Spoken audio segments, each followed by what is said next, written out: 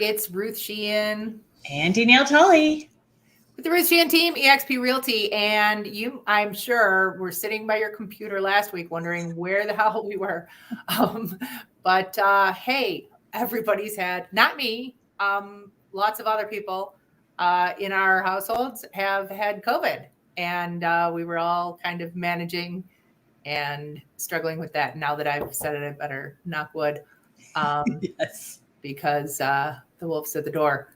So maybe some of you are sitting at home today dealing with that too. I know so many people, it's just ripping through like a wildfire.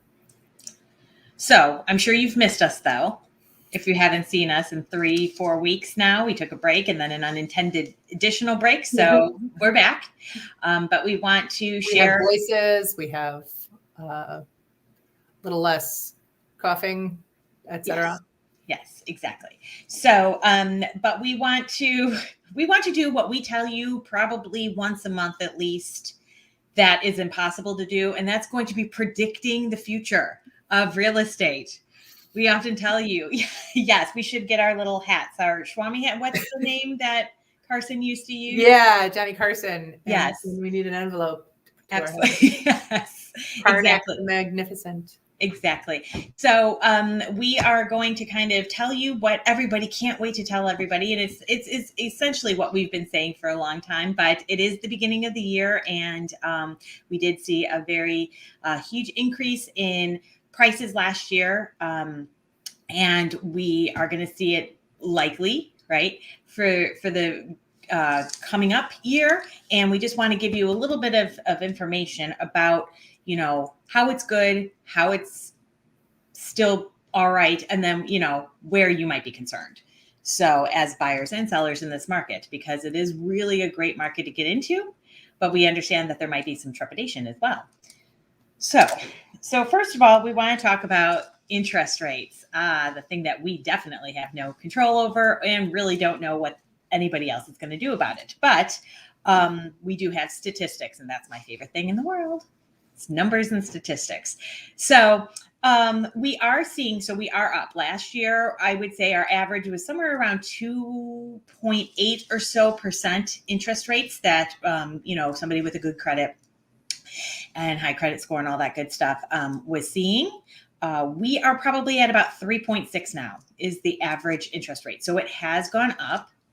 And it is, I've talked to some of my lenders, and they are predicting that it's probably going to hit over 4% by the end of the year. So obviously time is more of the essence now than it would have been, it's going to kind of, if interest rates are something that concern you, and it should be, because we have done in the past, we've talked about buying power with each percentage rate. But if it's not the time, we still want to be positive as well, because 4%, even if we get it at, you can't move until the end of the year, 4% is also a very good number compared to before the bubble burst, right? And historically incredibly low. Correct. So, we have relatives who, my first mortgage was 7.37%. My parents were so jealous. They never had a rate anywhere near that.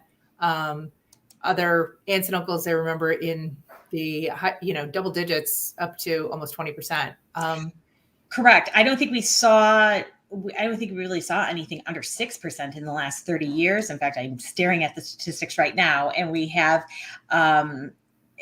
didn't see any interest rates in 30 years until probably 2005, in probably 2006. And actually, I think that's... And 30 years, let's face it, right now that goes back to 1991. So if you're looking at, I know that made you feel old, didn't it? No, then what I'm looking at is wrong, because it actually is 50 years. Okay, yeah, because I was going to say, if you go a little further back than that, which is still in people's, memory, they were quite a bit higher. So, I'm sorry, I take that back. It was 50 years, the 50-year average from 1971 to 2021. All-time high was 18.64. Yeah. In 81. I think that's why it was around the time that my parents built the house. Right. That they lived in. So, right. Yikes. And Obviously, prices were a little lower then, but now when sellers are looking at what looks like a good amount of equity and coupled with raising interest rates, as those rates go up, the buying power shrinks on a buyer side. And that means that, you have fewer buyers, supply and demand kicks in. And when you have fewer buyers, that pushing the price may not happen in the near future. So I hear way too many people talking about waiting until prices come down or, it's going to crash. And then everybody wants to call the next crash. Nobody thinks that's going to happen. There are no indications for any of the fundamentals. Everything that's underneath all of this is strong buyer demand. So there can always be something that comes out of nowhere, like, I don't know, a pandemic. But this one made everyone want to buy a house, much to everyone's surprise. So we never know for sure. However, the likelihood that that's going to happen is really, really slim. So if you're waiting for prices to come down or things to crash, you're going to be waiting for a very long time and probably miss the boat.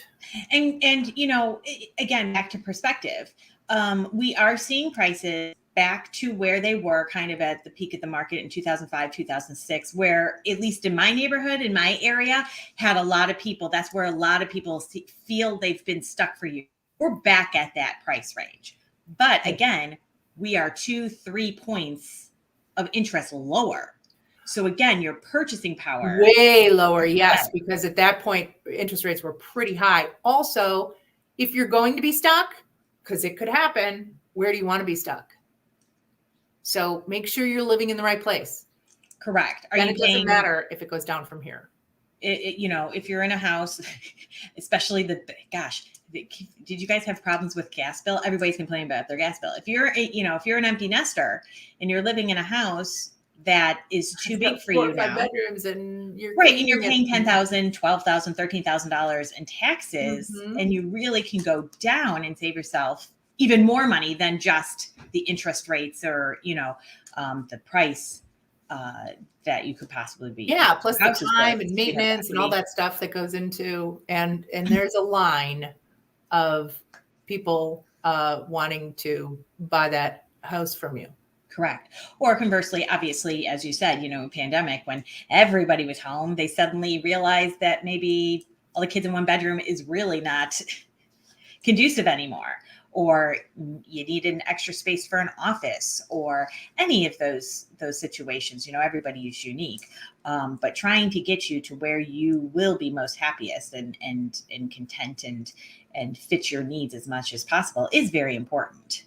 And this is the time to do it. Conversely, on the seller side, I wouldn't be waiting for prices to go up a whole lot more than they are now. I don't, with the rising interest rates, I really don't see that happening significantly from. And that is, we've seen a plateau in prices in the last about 4 months. Prices rose a bunch last year, but they are a lot more incrementally, if anything, staying flat. And like you said, because the people, supply demand, but the demand might not be too much higher right now. The people who have been waiting and went out, in December to look, the prices are stagnant right now. It probably will start to see that creep again, as we always do almost always do in the spring market. But right now it's still kind of. And by the way, when we say spring, it's always with the caveat that in this area, spring is weather, not calendar. Correct. And we're feeling it now. So yes. It is an early spring because it's been a mild winter. We had a very early spring last year, and it was crazy busy for 3 or 4 months. And it looks like more of the same this year. So you will have competition on both buying and selling. Talk to us early, get ready, get all your ducks in a row. It is a logistical challenge to buy and sell at the same time. And so we need to make sure that you are put in the best position to do that. It's still going to be difficult. But we can do it. We do it all the time. I will say that people tend to be most worried because it seems like it's relatively easy to sell. That's really not the case. It is very much a seller's market. It's a very robust market, but we have had a lot of challenges with sales in the last year. Yes. Because it's so competitive, because buyers are elbowing 3 or 4 other, maybe 10, maybe 20 other possible buyers out of the way. Then they go, what did I just do? And we've had tons of transactions falling apart, either because lenders are overwhelmed and not doing their homework. Not our lenders, but other lenders, other people's lenders. Or they're not hitting deadlines, or, and believe me, deadlines may not sound like they're that important. I've never been huge on, like when library books are due, but when somebody misses a deadline in your real estate transaction, it is painful. Yes. So all of those things are happening and deals are falling apart. I just read the other day, and Danielle, we didn't discuss this, but I just read the other day that FSBOs, for sale by owners, we affectionately call them FSBOs, are at their lowest number percentage-wise in history. Wow.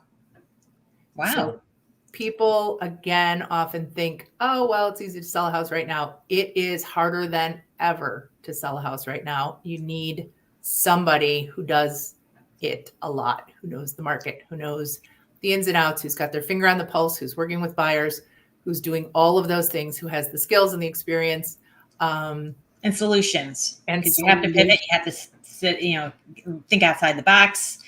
You have to sometimes crowdsource, get information. Hey, anybody have the situation?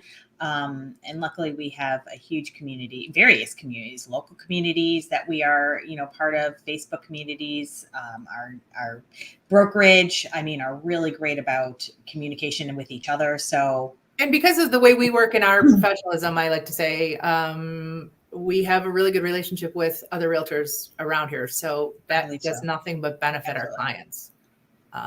We have a lot of great brain power to tap into, and we do on a regular basis. But yes, you need someone who can respond and respond quickly and solve the problem. Absolutely. So it's we're not, again, we're using statistics. I'm trying to not be the stereotypical salesperson saying like, hey, the sky's falling. It's still a great time. It is truly a strong, robust market. You can buy. It's slightly harder, and you might not be moving out of the house the same day.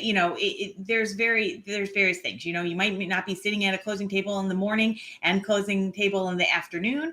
But there's society. Well, you might be doing that and still going back to your own house. I've got that going on next week. So. Okay.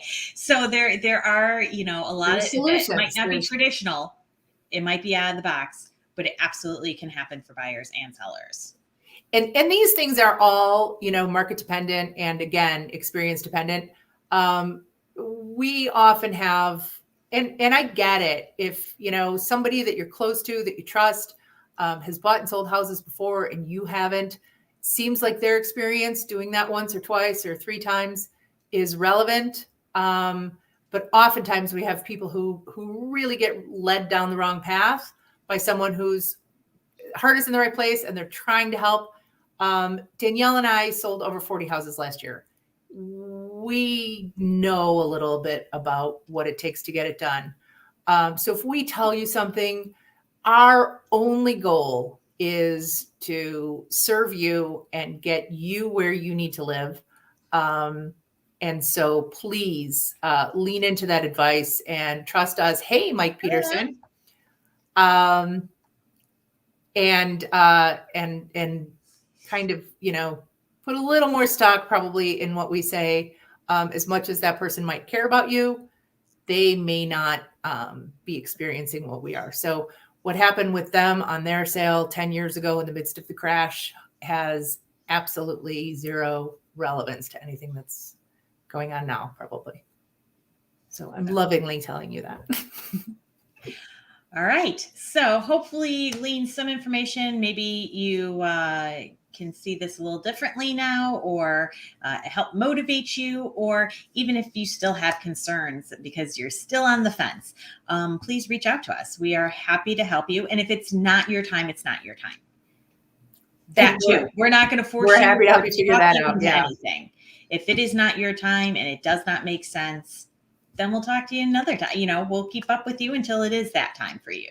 Yeah. So until then, we might be able to help you figure out that this, just isn't really going to benefit you. If we help you make the right decision, we did our job. So absolutely. So until next Friday, we're putting the real in real estate. Well, we're keeping it too. Forgot what we do. Keeping the real in real estate, putting it. We're doing it real. all. See you then. See ya.